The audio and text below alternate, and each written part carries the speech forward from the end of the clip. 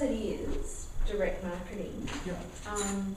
that many people have had poor experience Yeah. with that, and if that turns them off before Okay. you get So people have a preconceived idea about direct marketing, network marketing. That's excellent, because some of that does exist out there. And here's the good news. I find less and less of it every month and every year. And I find the younger generation doesn't have any of it. They don't know. I say network marketing, they go, does that have to do with computers? You know, they think it's a network. And I go, oh, well, interestingly enough, it is virtual networks. It's a virtual distribution. So how to handle that kind of energy if it comes from somebody? It's actually interesting in that I don't have to handle it in the sense of respond to what they're putting out. See, what they're putting out is some preconceived or some packaged energy that they have, and you know, if it comes across as angry or hostile or mistrusting, I don't have to wear that. That's not mine. That's theirs to own, or not. But I can represent accurately what I stand for, and not respond directly. Respond to them, but not respond to their anger or their whatever that stuff is they've got going. And again, the best way that I know is just to look inside and say, what's true for me about this? So when I do that right now, what's true for me is we've helped tens, hundreds of thousands of people, maybe millions of people around the world get better health, have a better family life, be home with their children when the children need them the most, instead of farming them out to some daycare. We've helped people buy houses, cars, retire their spouse, retire themselves, have something to look forward to, have a business where they can get their best friends involved and their family involved, so they're doing work that they love, work that's meaningful and contributory. So I can respond from that place, not respond from the place of anger or hurt or misinformation, but respond from a place of, this is what I know. I don't know what you know. Underneath it is saying, I don't know what you know about it, but this is what I know.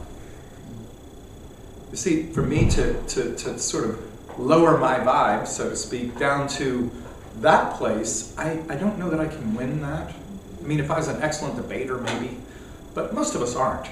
So part of the strategy is choosing the ground you play on. Choose the ground I play on. I don't play on a ground where somebody is hurt or hostile or angry, because I don't know that I, first of all, want to engage there, because that's painful.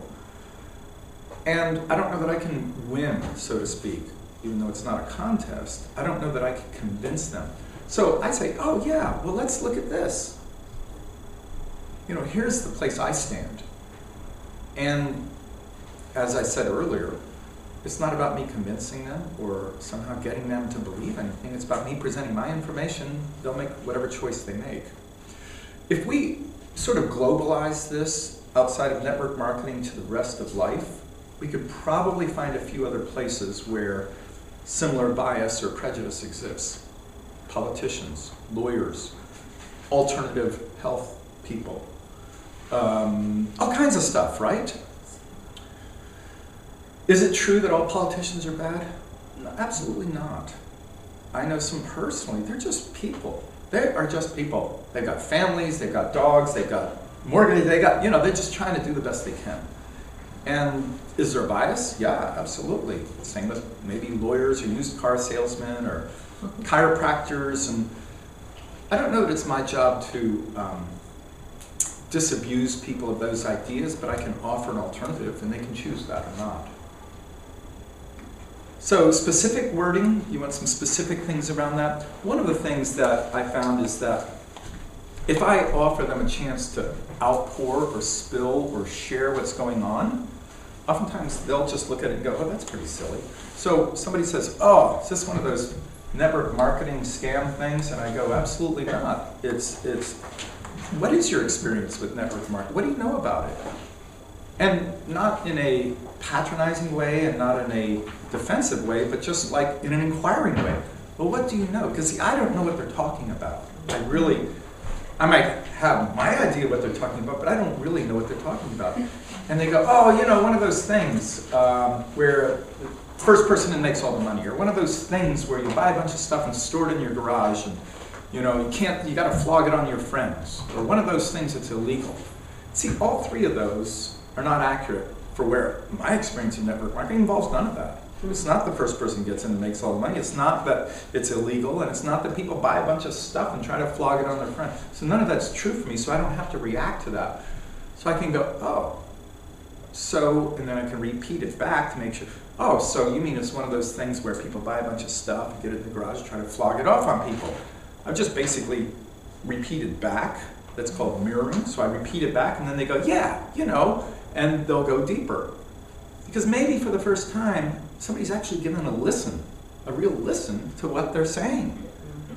Instead of either agreeing with them or getting defensive, just actually being with them. Oh, so like that. So, yeah, my friend's uncle did that in the 60s and ended up with all this. Oh, so your friend's uncle? Oh, well, that's interesting.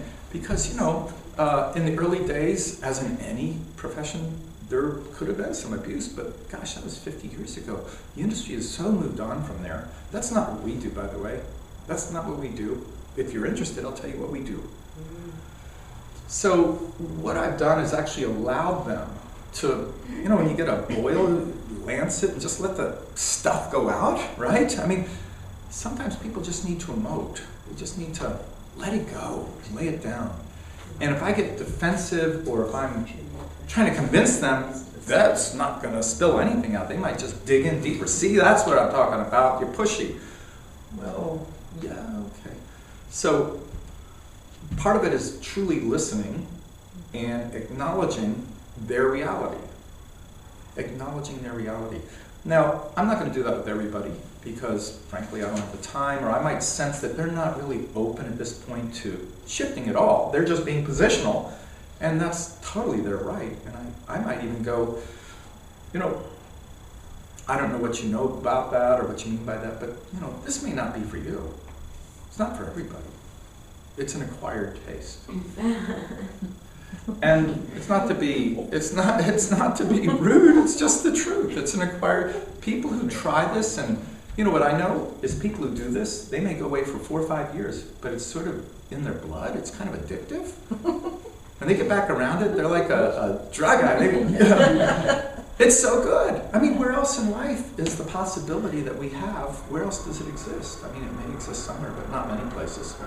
So people that know this, know it for a good thing. And yes, there have been abuses. Look, every practitioner, you could take any modality, and there probably have been abuses somewhere along the way. Somebody did something inappropriate.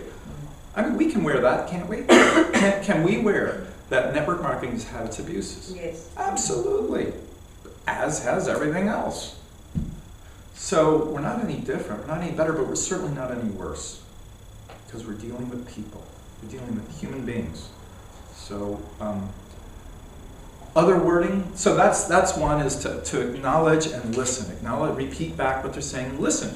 And finally, at some point, you know, I've done this, and when I had the time and interest, I can go like 4 or 5 rounds. Oh, so tell me more about that. Oh, so you think this, and they get to the bottom, and you know what's there at the bottom is love.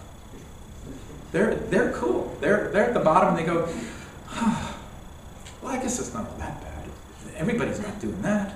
You seem like a nice person. You haven't tried. So I think there was an old, not a koan, but an old sort of story, teaching story. And this is samurais in Japan, and there's this young guy and the old master. And the young guy was trying to be buffed up and, you know, be real aggressive about it. And the old master said, well, let's sit down and have some tea. So they sit down, and the master starts pouring the tea. And the young man's got the cup out, and he keeps pouring the tea. And the tea it's full, and then it's overflowing, and it's going over and burning his hand. He says, stop, you old fool. Can't you see the cup is full? You can't pour any more in. And he goes, yes, young man, that's a lot like you. You're so full that I can't give you any wisdom. You have to pour out some of what you're sure about before you can receive. So we can provide that sort of service to people. We can allow them to spill out this toxic stuff they may have been sitting on for 30 years because of some story they heard at Christmas about an uncle who it didn't work for. So maybe not for us, but maybe for the next person. You know, if they just vent a little bit of that and then they go home and, one more thing I can lay down. Just one more brick out of my backpack. And then the next time they have an interaction, they're, oh, tell me, you know, they're more open and receptive. And they may do that with you, who knows. But part of our service as a business doesn't just extend to BV and our team in sales. It's about, I feel like I'm an ambassador for network marketing, for business and for commerce, and for enlightenment. And that takes whatever form it takes. So if I have an interaction with somebody, and I'm inviting them to take a look at what we're doing, and it's not for them, you know, thanks for taking a look. Because that's my service to them, regardless of the outcome, is to offer them something of great value. And they can choose it or not. So I think more than the words is the position to come from, the place to come from. And I get back to just looking inside the heart and saying, what's true for me about this? And speaking that, rather than reacting to what they say. And of course that presupposes, and I think it's true for all of us, that we have something valuable in our heart about what we're doing. And if we don't have that, of course, it's important to develop it, or find something that does have heart. And most of the people in our network that I know have it in our hearts. That's what we're here for. We can be doing anything. We're a very talented group of people. We could do anything in life, and we've chosen this. So we can display that for people. And I actually, rather than run from those objections, we call those objections, experienced networkers will welcome those, because it's actually, person's carrying a charge. So that means they've got some life. There's some energy there.